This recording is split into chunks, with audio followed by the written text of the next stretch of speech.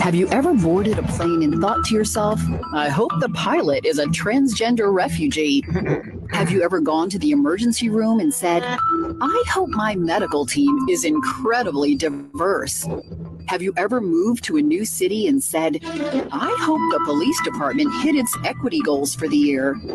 If your answer to these questions was no, if you just wanted the most qualified candidates for the job, then you are normal. Racist. You're But racist. we have a lot of very not normal people running America these days.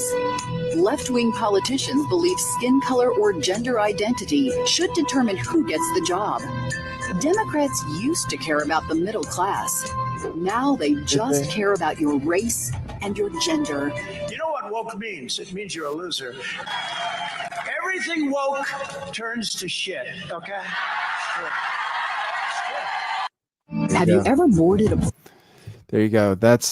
I don't know if that's a real ad on TV for Donald Trump, but Donald Trump won. Yeah. Make me excited. Make me excited for the future. Donald Trump won. Well, who else could have won? That would have been more exciting. Just Vivek. The only real alternative, in my opinion.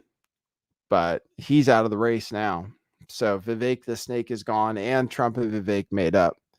Vivek says that he's on Team Trump now, and they're going to do things together. So who's the vice presidential candidate pick going to be? Do you guys even want to talk about politics on this show? We also have news from the World Economic Forum. Happy Taco Tuesday, bigots, says Pirate X Pirate. What's up? Vivek the snake. Well, that's how you know how to pronounce his name right. Most people still say Vivek, but it is Vivek apparently. So he lost. Everybody lost except for Trump. And Trump won either 98 or 99 of the 99 districts. I've seen conflicting reports. So he won. He won a number of candidates. The race is basically over. They called it within a few minutes of the caucuses ending. They called it for Trump. I was listening to it last night. I was actually listening to Nick Fuentes last night, covering it. So anyway, that's the news. That's the news, and I'll show you the different news. MSNBC said it's because of racism and that Nikki Haley is brown. Do you guys ever get that feeling? I always thought Nikki Haley was white, but Jedi says, I heard people were exposed to highly contagious measles. I think, yeah, isn't that how measles normally is? Yeah, there is a report of measles floating around at international airports in Washington, D.C., that people may have been exposed to it. So if they got their measles vaccine, then they're probably safe, right? I never had measles as far as I know, because I think I got the shot that makes it so you don't get measles. But measles was never... Well, I don't want to say anything that might get the medical information flag. We're doing pretty well. We're doing a number of days without a strike on YouTube, so that's good. And Rumble still exists. Rumble is, and the Rumble stock was way up today, even though they're under investigation by the SEC for inflating their numbers. So anyway, welcome guys. Thanks for coming to the show. I did it a little early today. That's so I can get out and ride my bike maybe after. I have my electric bike. I finally picked it up and brought it to the house.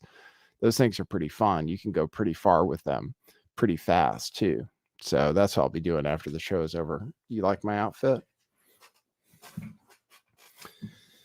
So welcome to the show, everybody. I'll go over the news that's current.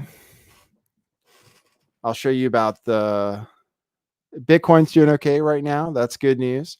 First good days while the thing has been trading.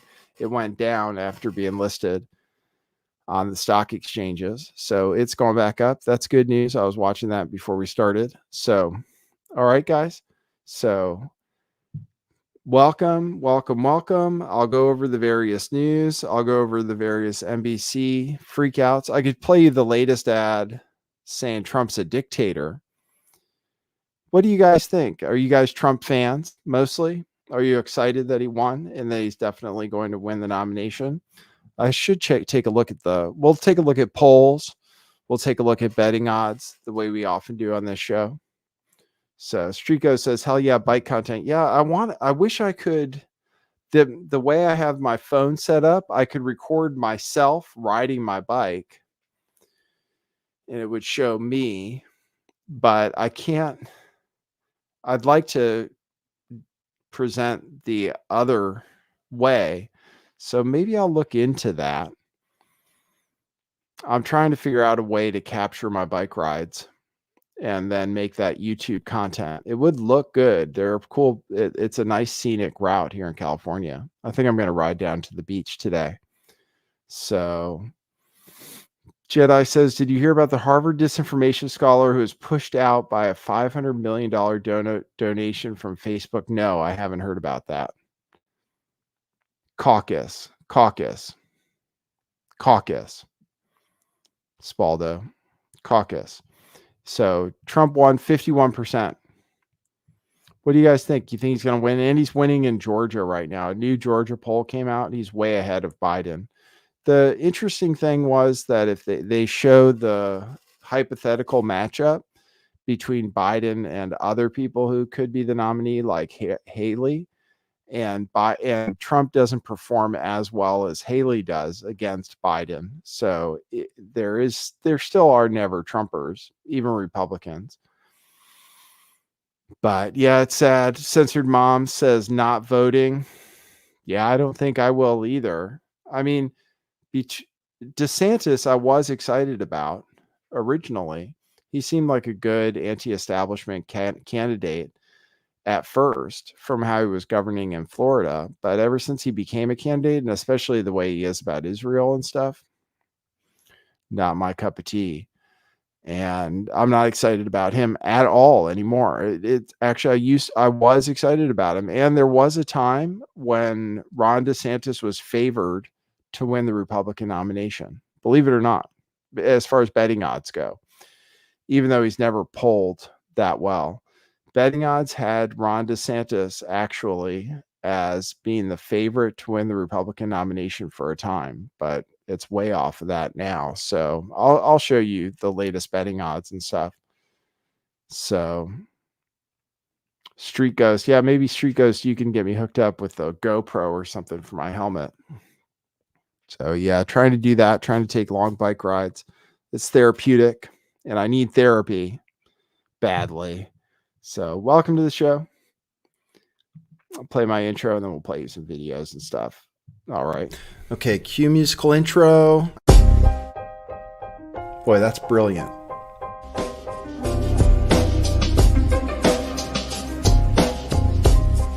I do think some things in the world are real. Like you guys. You guys are real. Most of you. Most of my listeners, I think, are not just in my head. I think I have the metrics to prove it. You've taken a leap of faith today. What is that sound? And I apologize if you take offense. I'm a little offended myself. Welcome to our show. Welcome to the future. What it is, joining you live from sunny California. It's a beautiful day today. I'm your host, Nathan Stoltman. And I bring you the news, the real news.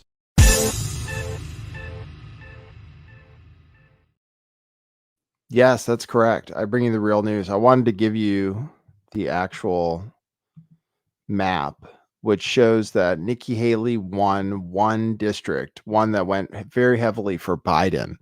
So they say it was a Democrat who made the vote work out. So here is the map, which is almost all Trump red. So those are all the districts he won. Out of 99, he won 98. And he won by it was a record too, 30-point margin. So it looks like he's just going to cruise his way to the White House. So MSNBC wouldn't even carry his speech, which I listened to. It was just him thanking people and stuff. So I see people worried about me. Dan Whiffen, when I fall off and strike my skull. You know how many times I've had bike accidents? Many times. You know how many head injuries I've had? Several. Can you tell? Yeah, I try to be safe, but those bikes are fast. I would bike around Iowa if I was a candidate, even in the snow. So Donald J. Trump won. Ron DeSantis came in second place, but Nikki Haley says it's a two-person race now, even though she came in third. So that's kind of a weird thing to say, but that's because the next primaries that are coming up are in New Hampshire and South Carolina, and she's from South Carolina. So that's why she has a edge there. And then in New Hampshire, she's polling pretty well. So she's polling pretty close to Trump, as a matter of fact, in New Hampshire for whatever reason. So I guess people are more anti-Trump there than they are in Iowa. I'm not sure. So not sure. So there you go. That's the 51%. So almost 50% of people didn't vote for Trump, which the media tried to spin as maybe being a loss for Trump, but it's a historic win. I mean, we won by 30 points, which is a record for a primary. So what can you say? I mean, he's just dominant. He's just totally dominant. And I think he's going to dominate all the way to at least through the primaries. And then we'll see what happens. So New Hampshire is next. I'm not sure when is the New Hampshire primary. Let's find out. When is New Hampshire primary elections? January 23rd. It says election date primaries New Hampshire January 23rd. It says January 23rd through September 10th. 6 events. January 23rd. So just a week from today, which today is the 16th. That's 1:44 p.m. our time. Hey, Scott Bibler, what's up? 1 week away. So 1 week away from New Hampshire. And this is the polling from New Hampshire. I'll show you. Much, much different. I'm surprised DeSantis didn't drop out. They said DeSantis might drop out after Iowa if he didn't do well, but he got second place. It's just that in New Hampshire, it's not even close. I'll share that tab for DeSantis. It's just Trump and Haley. You can see Haley's the green line here. So Nikki Haley right now is polling at 30% in New Hampshire and Trump at 43.5%. So it's still virtually guaranteed that Trump will win, but Haley at least has odds. Let's take a look. Let's take a look at the latest betting odds since we're talking about it. Here, well, the vice presidential nomination is very interesting. They seem to think he's going to pick a woman or a person of color, basically. I mean, that's how it breaks down. So some people are saying it's going to be Ben Carson, but leading, it's like somebody has inside information because I don't see Kristi Noem's name floated around too much. A lot of people are thinking it might be Vivek, but Kristi Noem and then Elise Stefanik and then Nikki Haley are the top three. And then Vivek, Tim Scott, and Carrie Lake. I don't know why Tim Scott. And then another black guy, Byron Daniels, Donalds. So it's interesting. The woke thing, it's still a thing, even for Republicans. Well, I mean, Nikki Haley is doing well in the polls, maybe because she's a woman. Maybe. So those are the odds and then let's take a look at the markets. New Hampshire primary winner, Donald Trump is at 79 cents. And that's gone down 3 cents in the last day. So, and Donald Trump at 87 cents to be the GOP nominee. Oh, wow. In the presidential election winner, Donald Trump is way ahead now. That's changed. So Donald Trump now is at 46 cents to 40 cents for Joe Biden. So that's a big change. 46 cents to 40 cents. He was basically tied, but he's gone up 4 cents in a day. because I guess people might have been holding out. Now that they've seen the Iowa results, they say he's got a good chance. So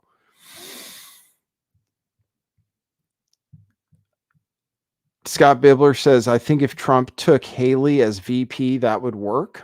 Well, no, people hate Nikki Haley. I don't think he will take Nikki Haley. I don't think he will, because people really don't like Nikki Haley, including like prominent people. Like, Rand Paul came out with his campaign, Never Nikki, and Tucker Carlson hates Nikki Haley. So there are a lot of prominent people who don't like Haley. So I think, Scott Bibler, I think you're wrong. Hey, just want to shout out, I should make it as a goal for every show to get one person to become a member at buymeacoffee.com/lifttheveil. Yesterday, I got 2 members. So if you want to support the show, if you appreciate the work I do, and I do a lot of preparation, believe it or not, even though it's a lot of just cruising Twitter and stuff, go to buymeacoffee.com/lifttheveil, and you can become a member for $5 a month. And we got 2 members yesterday, Jeff Dean and someone called Fruit, became members for $5 a month each, I believe. So that's cool. That's a good way to support the show. Go to buymeacoffee.com/lifttheveil. We also have t-shirts, and I'm also talking to JJ about doing a sponsorship for JJ's CBD rub. So, all right, I'll show you. I showed you that one ad. Now I'll show you the Lincoln Project's latest ad against Donald Trump. I don't know, man. I don't know how this year is going to work out. And on the 8th day, God looked down on his planned paradise and said, I need a man to test the will and goodness of a free people. So God made a dictator. God said, I need a man who failed in everything but theft and broken promises to live in a golden palace and convince the poor he serves their needs. So God made a dictator. God said, I need a wicked man to lead the common folk with hatred and fear. So God made a dictator. God said, I need a corrupt man who is above the law and immune from justice. So God made a dictator. God said, I need a man who will use violence to seize power. So God made a dictator. God said, I need a man whose followers will call black white, call evil good, and call criminals hostages. So God made a dictator. God said, I need his political party to obey without question, and the press fear his wrath. So God made a dictator. God said, I need a cruel man who uses his power and position to punish and harm his opposition. So God made a dictator. God said, I need a man who breaks the faith of even his most godly followers and leads them to idolatry. Place him above me. So God made a dictator. And then God said, I sent this man to test you, and until you cast him down, you have failed. So God made a dictator. I think that's played by the Lincoln Project, those fools. Yeah, so God made a dictator. I think there's God made Trump, I think, is an ad. God made Trump. Yeah. God made Trump is what they're playing off of, because people think God made Trump. So this is the ad they're playing off of, I believe. Oops, I did the wrong thing. God made Trump. Here we go.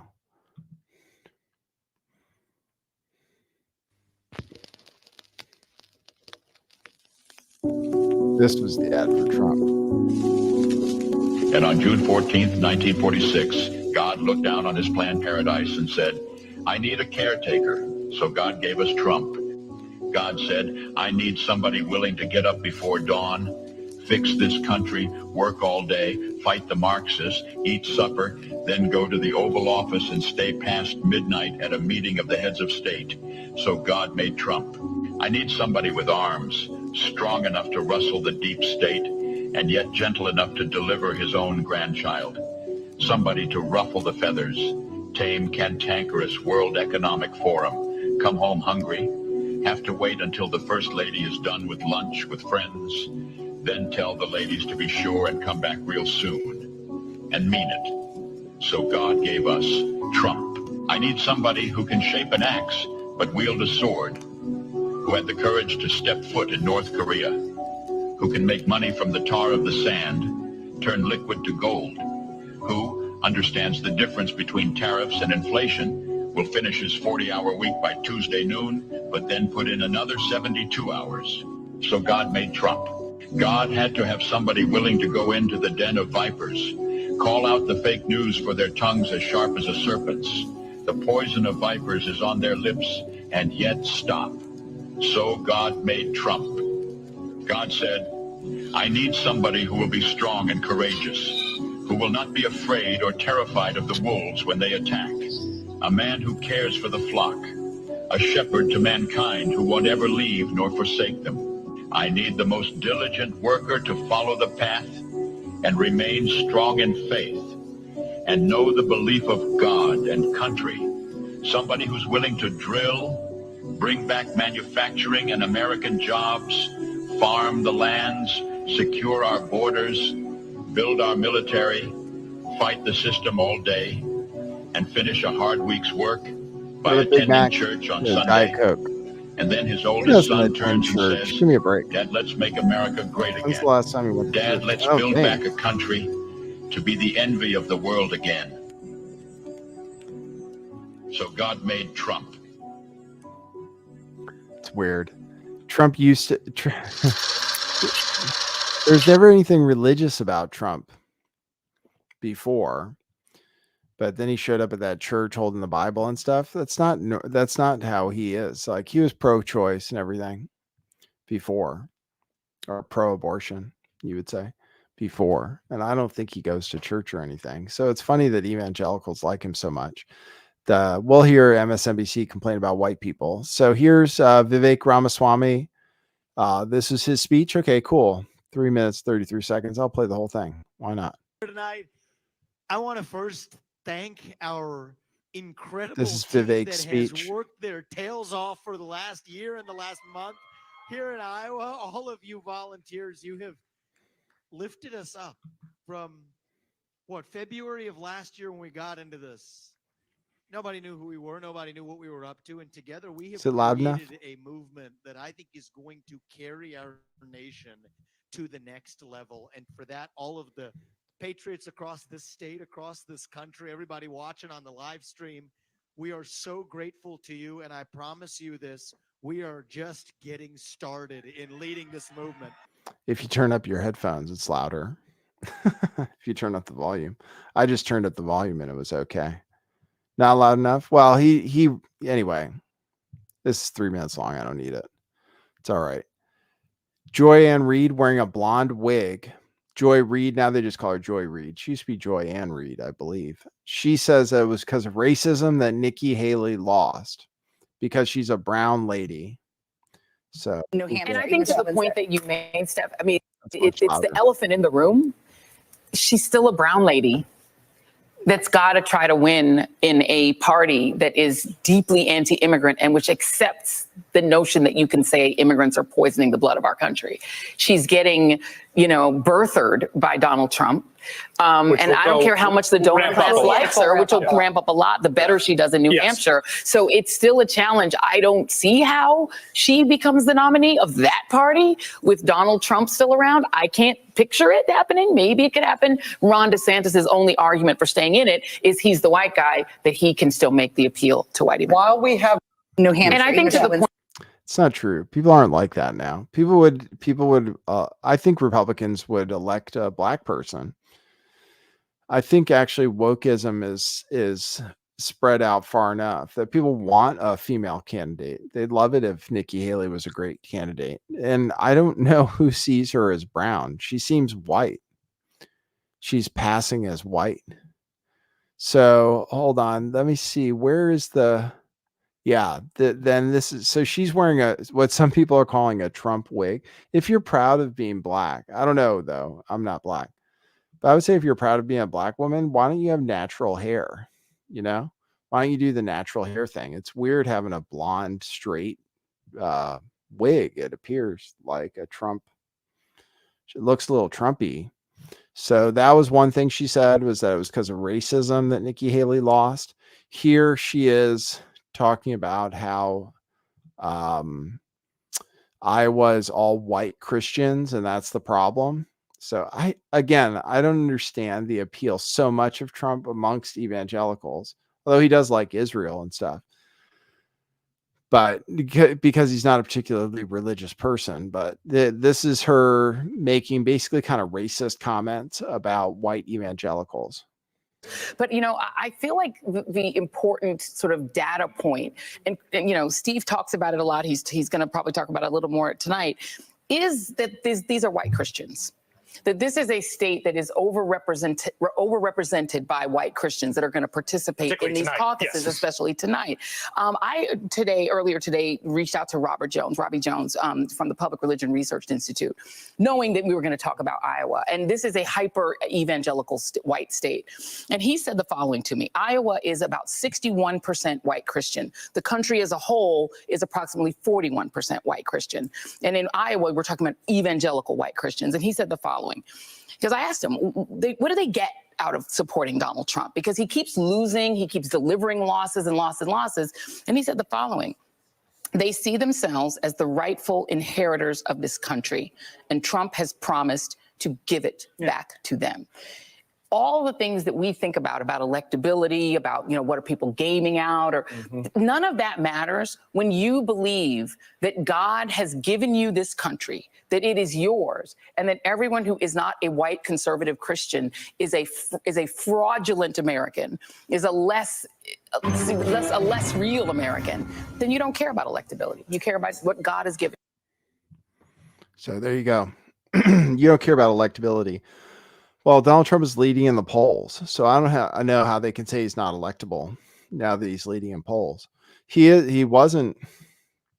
I mean, there are arguments that he was making people lose in the 2022 election. The people he endorsed lost, and people who were tied to Trump lost. So there is the argument that he gets the Democrats really excited about voting against him. But as of right now, he's leading in the polls. He's leading even further in Georgia than ever before by 8 points.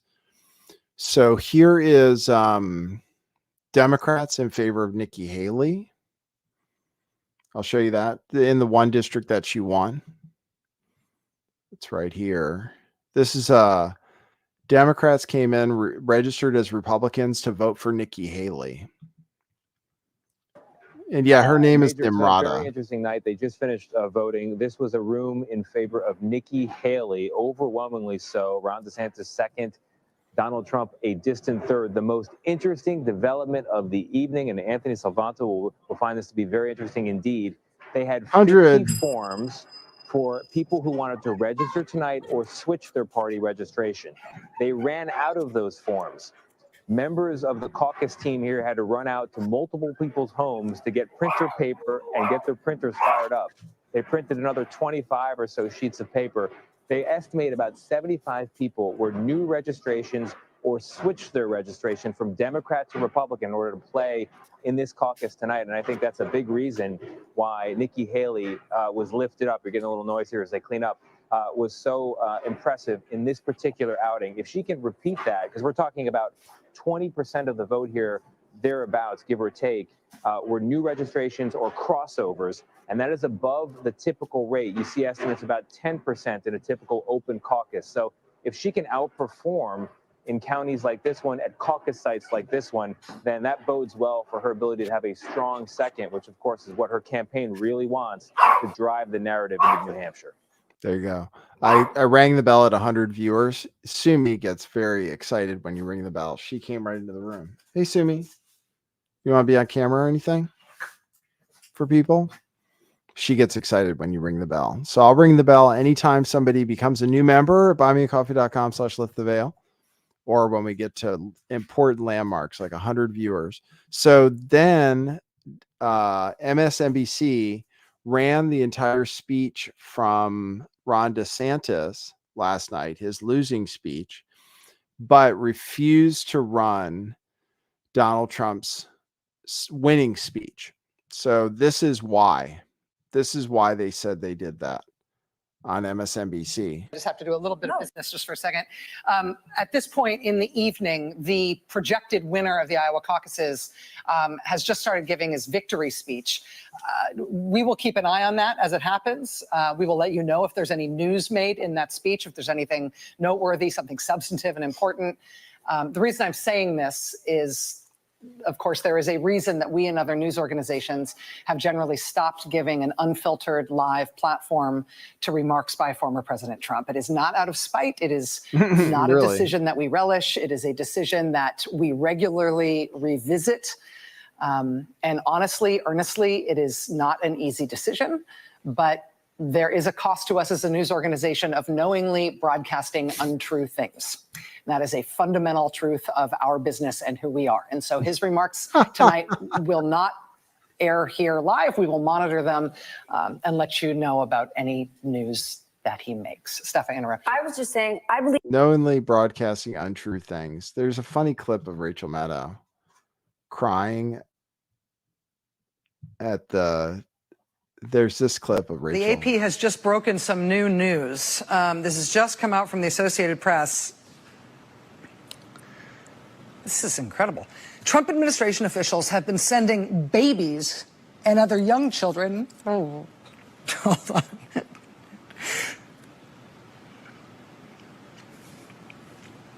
To at least 3.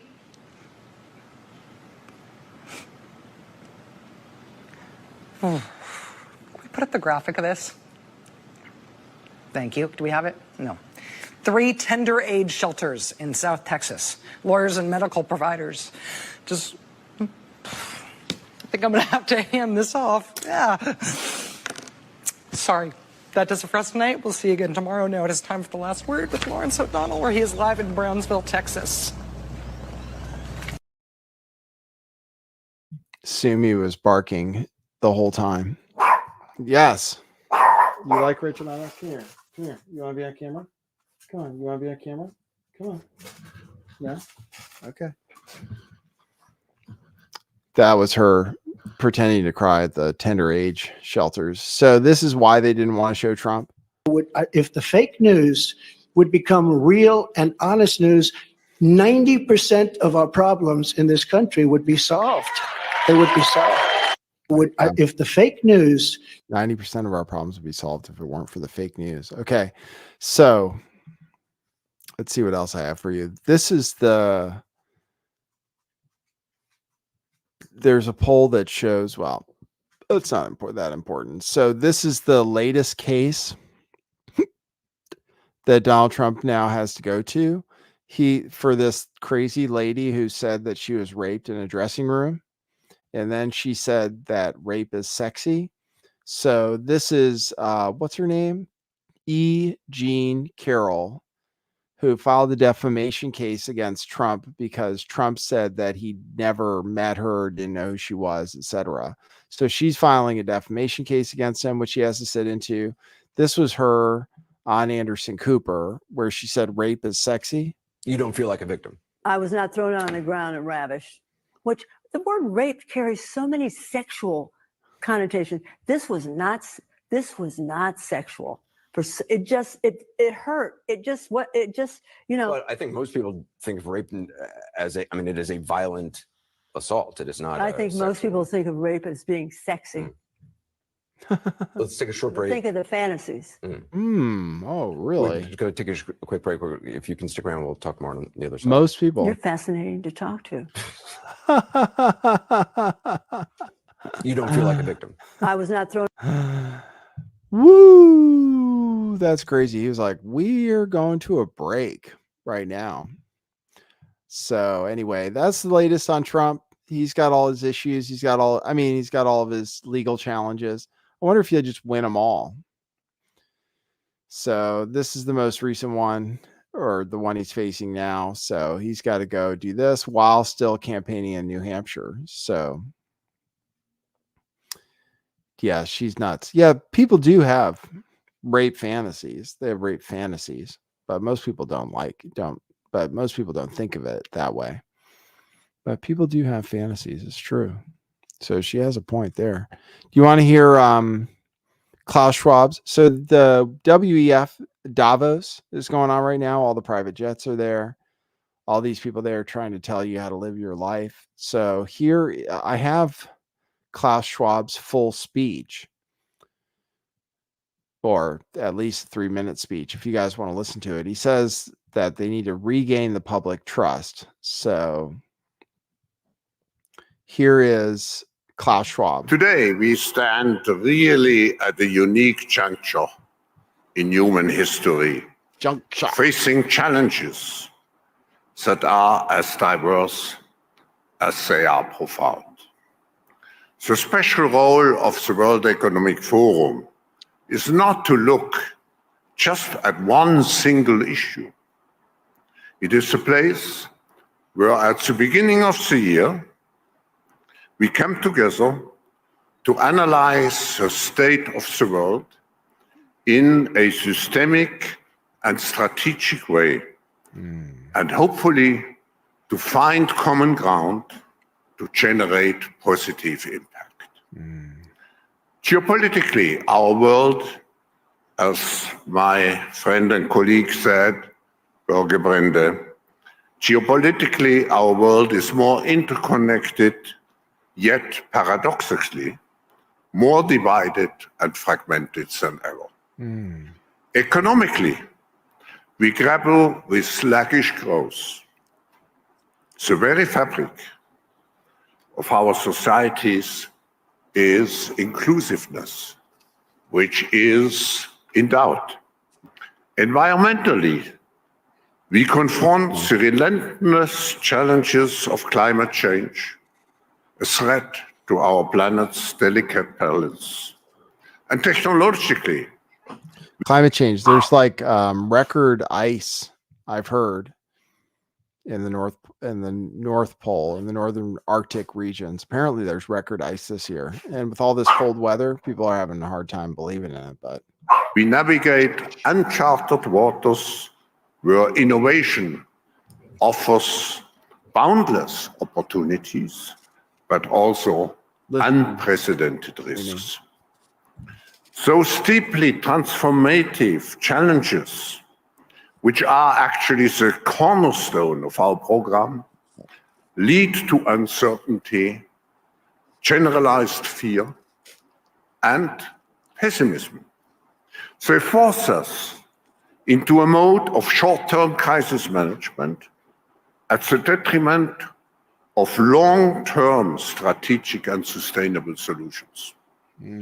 This reactionary approach undermines our collective faith in the future. And here we losing the faith of our future, we risk to become much more ego-centered and on a national and individual level. Yes, that's what he said. To break this cycle, we need ego-centered on a national and individual level. Paradigm shift. Paradigm shift. We must rebuild trust, and that's actually the theme of our meeting. We have to rebuild trust. So that's the theme of the meeting, is to rebuild trust, because nobody trusts the elites. Except for, what's his name, flew there. I have Zelensky's speech from there. This is where they say Twitter is the most, or X is the most dangerous threat to everything. Is misinformation and disinformation are our biggest threat. This is from the head of the EU, Ursula von der Leyen, claiming the biggest threat to the world is misinformation and disinformation. Bigger than global wars, bigger than climate change. X. For the global business community, the top concern for the next 2 years is not conflict or climate. It is disinformation and misinformation, followed closely by polarization within our societies. These risks are serious because they limit our ability to tackle the big global challenges we are facing. Changes in our climate and our geopolitical climate, shifts in our demography and in our technology, spiraling regional conflicts and intensified geopolitical competition and their impacts on supply chains. The sobering reality is that we are once again competing more intensely across countries than we have in several decades. And this makes the theme of this year's Davos meeting even more relevant: rebuilding trust. Rebuilding trust. That's what they're trying to do. This is not a time for conflicts or polarization. Let us know if they're doing that. This is a time to build trust. This is a time to drive global collaboration more than ever before. This requires immediate and structural responses to match the size of the global challenges. I believe it can be done. There you go. They can rebuild trust. So that's the theme, rebuilding trust. I have Vladimir Zelensky, who showed up at Davos. He's not calling, Zelensky is no longer calling for more weapons. So the war in Ukraine is basically over. He's calling for peace.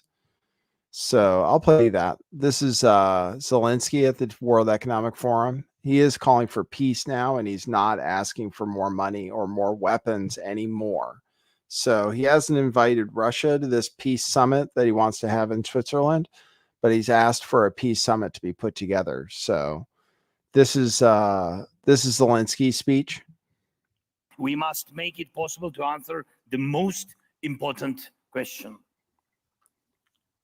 The war will end with a just and stable peace. And I want you to be the part of this peace, starting from right now, to bring the peace closer. And we need you in Ukraine to build, to reconstruct, to restore our lives. Each of you can be even more successful with Ukraine.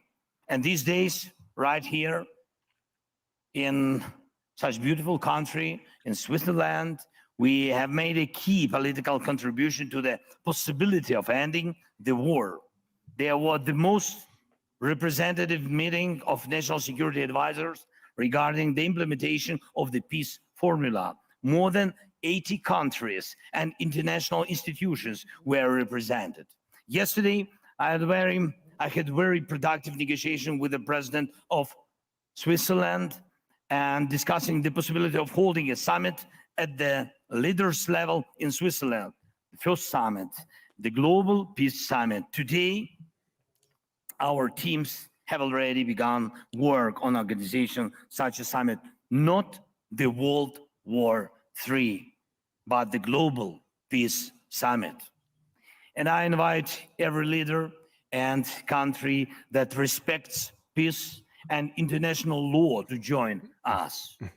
Together, we can answer any crucial questions, and it will be the best answers. Peace must be the answer. Thank you for your invitation, and thank you for attention. Slava Ukraini. There you go. Thank you. So there you go. Ukraine has lost the war. Here's a headline from the New York Times. Zelensky calls for peace, not more weapons in Davos.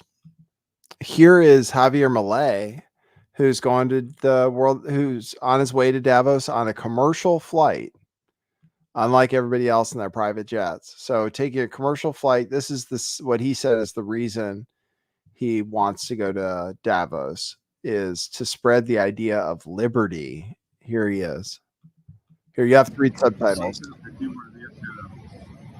Plantar las ideas de la libertad en un foro que está contaminado de la agenda socialista 2030 y que lo único que va a traer es miseria al mundo.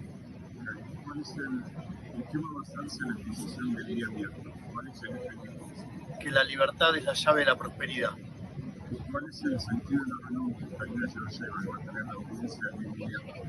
Seguir hablando y dejándole bien claro de la convicción que tenemos en este cambio de rumbo que ha marcado el nuevo gobierno. There you go. So there he is. He says he's going to spread the cause of liberty. to all the socialists who want their 2030 agenda. So that's Davos. That's going on right now. It looks like it's all televised, or, people can get clips of all the speeches and stuff. So it's not exactly secret. It's not like the Bilderberg meeting. WEF is something they do in public in front of everybody. So that's the different leaders there. Okay. So, and that's the news. That's the news about Davos right now. All right. Let me show you this. Here is a doctor. I'll play you doctors that say crazy things. Here's a doctor that says losing weight has a lot of negative effects and it's risky. Okay. And this is a fat doctor too. Let's see. Doctors should never be prescribing weight loss to anyone, ever, at any point in time. And here's why. You're so when we fat. recommend any procedure, treatment, medication, or whatever, we need to be thinking about the pros and the cons, the benefits and the risks. So what? I used to be fat. That's why I can call people that. And like diabetic. I started losing my eyesight and stuff. So it's not good. It's not healthy. Some of these doctors say, oh, don't tell someone they need to lose weight, or don't tell somebody that they shouldn't be unhealthy. Are the benefits of intentional weight loss? Well, the main one is you become thinner. Blood sugar temporarily, regulation. mind you, because up to 98% of people will regain all of the weight that they lost within 5 years. Up to 2/3 of them actually will gain back more than they lost in the first place. There are some possible temporary health benefits, but none of them are long lasting. For example, you may be able to get your diabetes into remission for 12 months, 18 months, but no longer than that for the vast majority of people. In fact, most of the data out there focuses A, on the short-term benefits, and B, more on health risks rather than health outcomes. And by that, I mean, they'll focus on your blood pressure or your A1C or your cholesterol rather than focusing on, say, heart attacks or strokes or cancer. But what about the risks? Well, there are lots of them. First of all, there are the physical risks. People who diet suffer from malabsorption, poor energy levels, and when taken to extreme levels, they can become dehydrated. What about how you can walk upstairs without sweating? I would sweat profusely. I was like 275 or something, believe it or not. There's pictures of me. My face was big and fat. I would sweat all the time. I was like constantly mopping my forehead off. My shirt would be drenched in sweat. Yeah, I didn't go back. I'm no longer diabetic, and my vision came back. Those were all the benefits to losing weight. I was on a medication that made me fat, though, so it's not fair exactly, but that I stopped taking. But now I'm taking it again, actually, and I'm not super fat, but I need to ride my bike to stay healthy. That's what we're doing. Cause damage to their heart, their kidneys, and various other internal organs. Then there's the psychological damage, the low mood, low self-worth, increased rates of anxiety, depression, and even suicidality. Poor cognition, inability to concentrate, poorer memory, inability to do basic, simple tasks that were once quite easy for you. And that's just in the short term. What about the risk of eating disorders? The more you diet and the more extreme your dieting techniques, the higher the risk of you developing an eating disorder, which is particularly bad if you're a person with a bigger body, because that's also far less likely to get diagnosed and far less likely to get treated properly. Then there's weight cycling or weight fluctuations, which have been shown over and over again to be detrimental to people in the long term. Then there's weight stigma, which has been shown to be particularly detrimental to our health. So to sum up, very few benefits, most of them temporary, and multiple risks, most of them long-term. You don't need to be a genius to figure out why I am strongly against doctors recommending weight loss. No ifs, ands, or buts. Butts. Or big butts. Yeah, there you go. It is funny because you have a big butt if you're fat, right? That's hilarious. All right, so that's news from doctors. In other news, you guys heard about disease X, right? Which is an imaginary disease that's coming down the pipeline. According to the World Economic Forum, they want to prepare for disease X as part of their training. It's not a real thing, but in China, they created a mutant virus that kills everything it touches. 100% kill rate in humanized mice. And they admit there's a risk that it spills over to humans. They took it from a pangolin. I'll give you the description of it.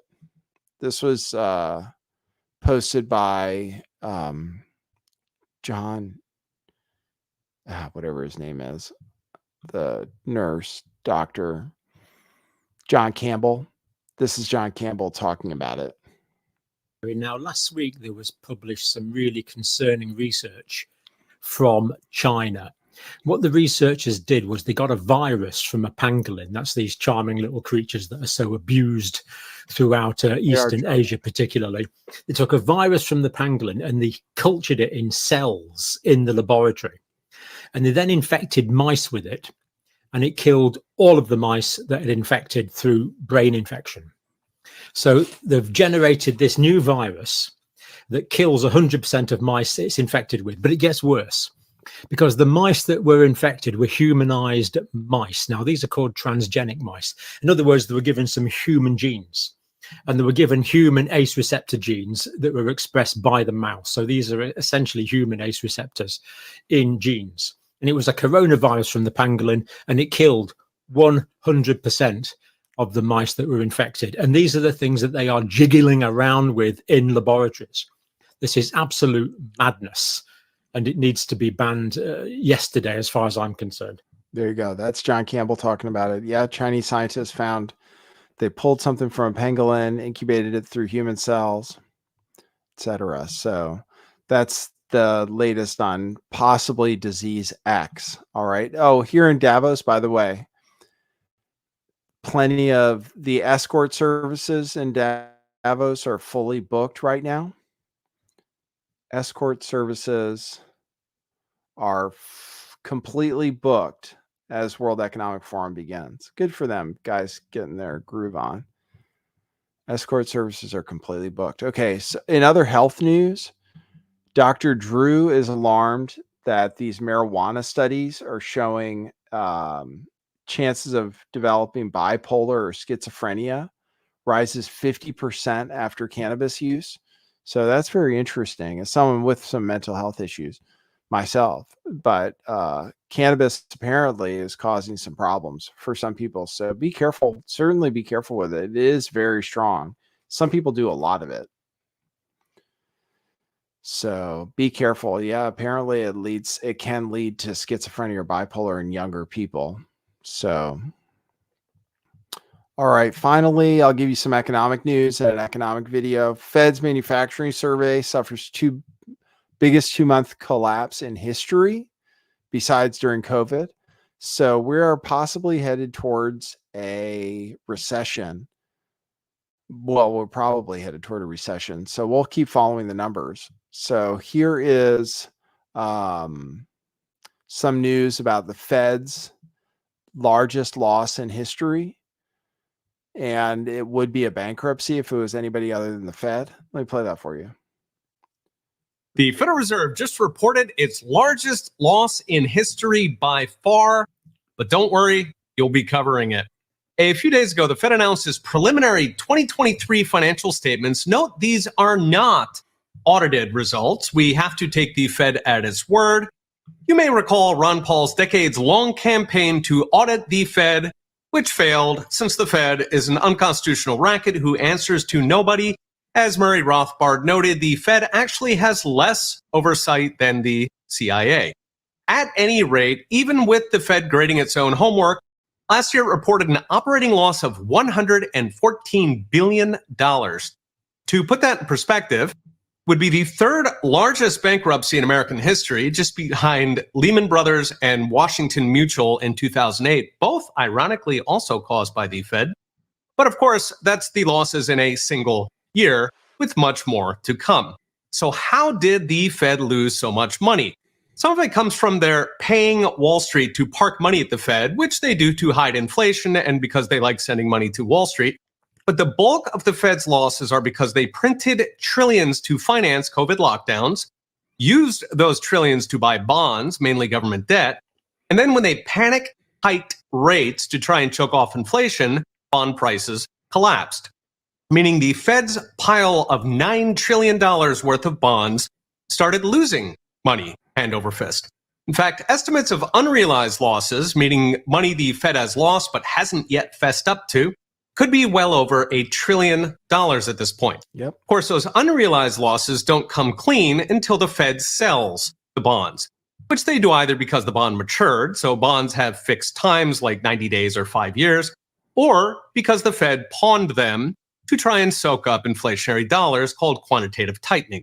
Now, last year's 114 was a bit of both, with another trillion plus to come so far. So what does it mean? In the near term, nothing. The Fed ignores losses because in a pickle, it can just print the money, converting it into inflation. Longer term, though, every last penny the Fed loses is going on the taxpayer tab. The reason is all those losses cancel the money the Fed is supposed to be paying Treasury every year. These are called Fed remittances, and they're the profits from printing money and lending it out, essentially a licensing fee for counterfeiting. Those Fed remittances had been running about $80 billion a year, but now they will be underwater for potentially decades. It's worth noting this is fresh territory. The Fed never before turned in a loss until 2022. Now it will be losing money until our kids are grown. So what's next? Brought to you by Unchained.com. The Fed's losses are just beginning, 114 down, $1 trillion plus to go. In fact, they'll continue getting even bigger until interest rates come down hard, which will only happen with a hard recession, meaning yet more trillions in debt. Either way, we're looking at much more on the federal debt that's already hit $275,000 per American household, growing at almost $30,000 per household per year. Wow. Okay, we'll be watching. That's more money than I make. That's definitely more money than I make from doing this show.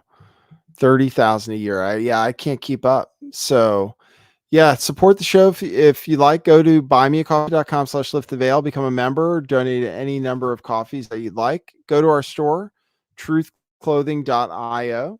That's where we have t-shirts. I'll show you. We have awesome, these propaganda shirts are amazing. Oh, someone's calling me. No, my battery's low. That's fine. These propaganda shirts, hoodies, decentralized, question everything comes in a hoodie, Bitcoin saves. Comes in a sweatshirt so you can wear it in the cold weather. Check that out at truthclothing.io. And I appreciate your support. Everybody who supports the show, I really appreciate it. I do try to bring you guys some entertainment every day. So that's the news for today. Thanks everybody for tuning in. Appreciate you guys. And we'll see you at the next one. All right. For now, that's what it is.